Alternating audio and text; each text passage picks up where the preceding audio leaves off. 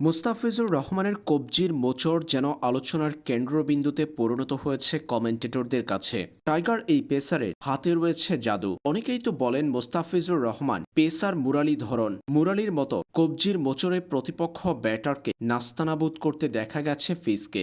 Dubai ক্যাপিটালসের হয়ে আরও একটা ম্যাচে অসাধারণ বোলিং করেছেন বাংলাদেশের এই পেসার। মুস্তাফিজুর রহমানের কবজির ঘূর্ণি বিশ্লেষণ করতে গিয়ে লম্বা সময় ফিজের প্রশংসা করেছেন কমেন্টেটররা।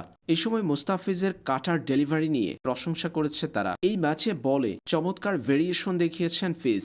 কখনো মুস্তাফিজের কাটার আর স্লোয়ার, কখনো বা বাউন্সার প্রতিপক্ষ ব্যাটারদের পরীক্ষা নিয়েছে প্রতি মুহূর্তে।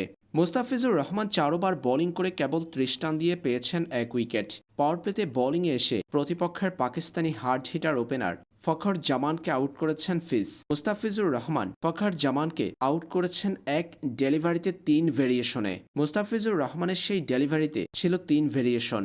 তার স্লোয়ার বাউন্সারে পরাস্ত হয়েছে প্রতিপক্ষ ওপেনার। মুস্তাফিজুর রহমানের বলে ক্যাচ দিয়ে ফিরেন ফখর জামান। ব্যাট ছোঁয়াতে না চাইলেও ফখর জামানের ব্যাট ছুঁয়ে বল যায় উইকেট রক্ষকের গ্লাভসে। পেসার মুস্তাফিজের হাতের সুইং যেন কিংবদন্তি স্পিনার মুরালি ধরনকেও হার মানাবে। দুবাই ক্যাপিটালসের আরও একটা ম্যাচে এমন অসাধারণ বোলিং দেখিয়েছেন ফিজ।